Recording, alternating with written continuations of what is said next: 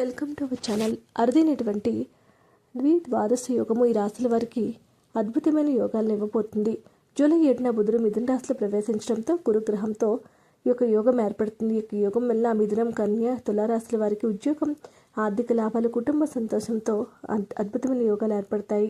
జ్యోతిష శాస్త్ర ప్రకారం గ్రహాల మార్పులు వ్యక్తుల జీవితాలపై ప్రభావం చూపుతాయి. జూలై 7న బుధుడు కర్కాటక రాశిని విడిచి తన స్వరాశి అయిన మిథున రాశిలో ప్రవేశిస్తాడు. ఈ సంచారం సందర్భంగా గురుగ్రహంతో ఈ యొక్క యోగం ఏర్పడుతుంది. ఈ యొక్క యోగంలో బుధుడికి గురుడు 2వ స్థానంలో, గురునికి బుధుడు 12వ స్థానంలో ఉంటాడు. ఈ గ్రహస్థితి కారణంగా కొన్ని రాశుల వారికి వృత్తి, ఆర్థిక, కుటుంబ విషయాల్లో సుఫలితాలు వచ్చే అవకాశాలు ఉన్నాయి.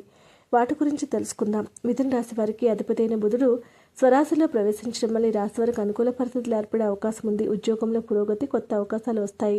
కోరుకున్న ఉద్యోగం లేదా పదోన్నతి వచ్చే సూచనలు ఉన్నాయి. వైవాహిక జీవితంలో సఖ్యత, అన్యోన్యత పెరుగుతుంది.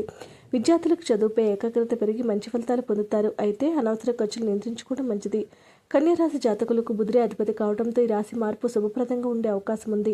గతంలో చేసిన కృషికి ఇప్పుడు తగిన గుర్తింపు వస్తుంది. ఉద్యోగస్తులకు ఉన్నతాధికారుల నుంచి ప్రశంసలు లేదా కొత్త బాధ్యతలు వచ్చే అవకాశం ఉంది. గతంలో చేసిన పొరపాట్లు సరిదిద్దుకునే అవకాశం కూడా ఉంది. నిరుద్యోగులకు ఉద్యోగ అవకాశాలు మెరుగుపడతాయి. పితృ ఆస్తి లేదా కుటుంబ ఆస్తుల ద్వారా ఆర్థిక లాభాలను పొందుతారు.